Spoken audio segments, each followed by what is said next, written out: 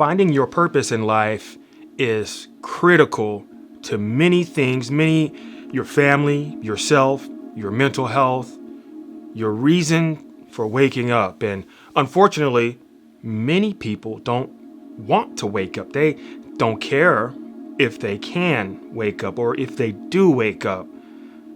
This should be alarming to you if this is you. And remember, you're the only person that has ever listened to all of the lies you've told yourself.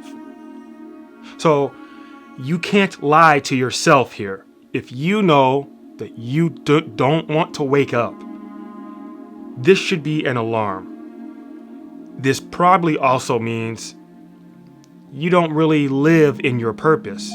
You're not living in the purpose that you were designed for. I can't tell you your purpose. I can't. There's no way. But I can tell you an indication, another key indication that you aren't living in your purpose, and that's called boredom. Many of us experience boredom in many different ways, on many different levels, whether it be when you're at work in your 9-to-5 job and you're giving a presentation that you've worked all week on, and it doesn't matter. It simply does not matter. Boredom strikes you. It strikes you like a thief in the night. Then, on the other hand, you might be actively engaged in a game, like chess or soccer or football or badminton. Whatever the game is, you're engaged in it. You're experiencing it, and then you're still bored. Aren't games designed to take you out of boredom? Why is boredom such a thing that we try to escape from, but really don't know how? What is boredom? And why am I bringing boredom up in connection to your purpose in life? Actually, the word boredom means the state of being bored, but it's rooted in the word bore, B-O-R-E.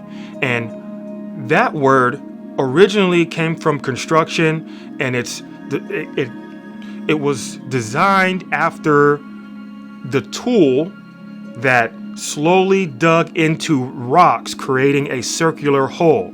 And if you're in construction or have bored out rock, you know that tool, it gets dull extremely fast. Now, what does the word bore mean in context to boredom and your purpose? The word bore, in retrospect to boredom and not having your purpose, means thing which causes ennui or annoyance by dullness. Okay?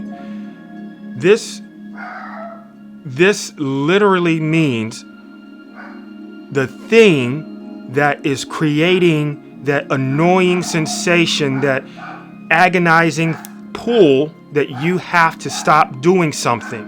Boredom in spirit actually is intuition. And this is what many people don't understand. Boredom is a branch of intuition. There are many branches of intuition.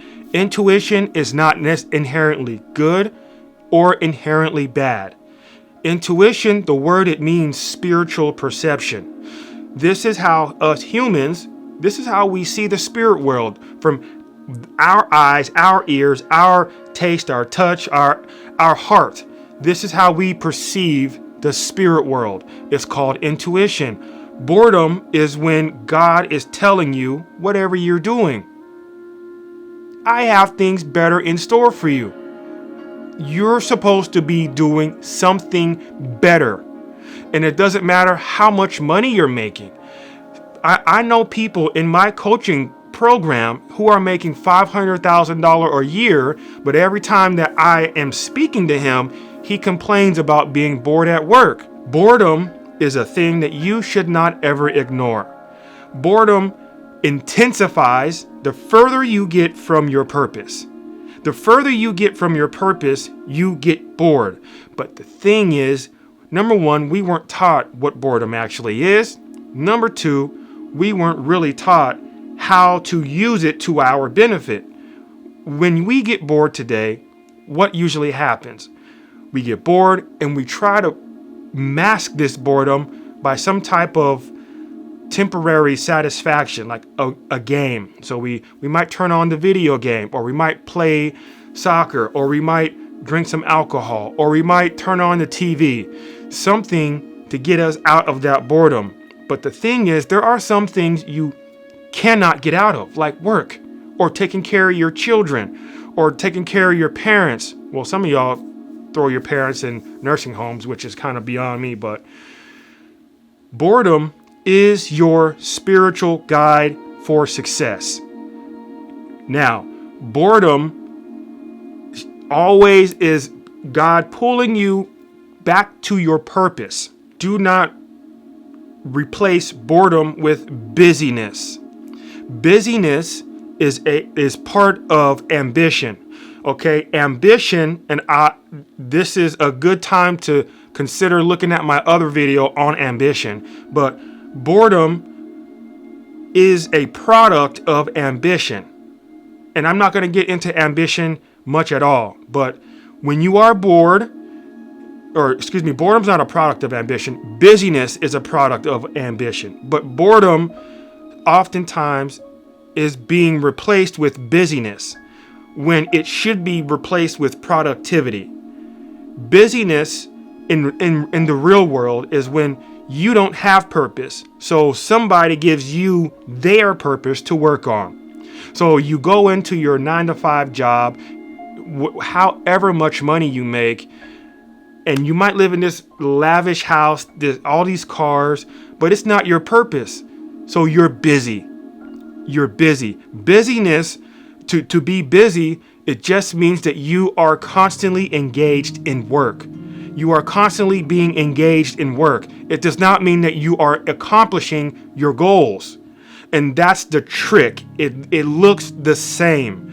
When you are being productive, boredom cannot be. When you are productive, you are moving towards your objectives and your goals. And this is when you truly find your purpose again. But something else about boredom. When you understand that boredom, if not handled correctly, can derail your spiritual gifts, you'll be shocked. Like the spiritual gift world, like the spirit world, is actually simple, but it's complex. It's simple in the essence of, to fix what you're doing wrong, just do this. That's simple. But it's complex because boredom is tied to ambition. It's also tied to the empath, the healer, the teacher. It's tied to a lot of other things. So it's also complex. And when I really get down to like how it's connected to, let's say, the empath, boredom, when you are an empath and you are bored, sometimes you get this crave for excitement. Sometimes people replace boredom with busyness, and sometimes people replace boredom with excitement. So now you become this adrenaline junkie. But you as an empath, you don't need to become an adrenaline junkie, because then you'll dive deeper into alcoholism, or you'll do things that seem rational to your feelings and your own brain, but in reality it's irrational. Why are you doing this? It's not good for you. You as an empath, or if you have any spiritual gift, you need to learn how to disassociate yourself with outside influential things, whether it be boredom, whether it be depression, whether it be anything. And I'll leave a link in my bio, or the link in the description, for a checklist on how to identify and better understand the broad concepts of better disassociating yourself with the things that are trying to influence you, so you don't, as an empath, become addicted to excitement or you as a teacher think that being busy is productivity. Okay? Now, I will also leave other links, like a link to my ebook, A Piece Called Love. This goes into many different foundational necessities of everybody's life, to include boredom. I have an entire chapter in there on boredom. And I go into other things like spiritual gifts, spiritual warfare, love, parenting, very foundational things that will change your life forever. Now, if you have anything about boredom that you did not know, let me know down in the comment section. And if you like this video, I want you to like and do all the YouTube-y stuff. Share it with at least 2 people.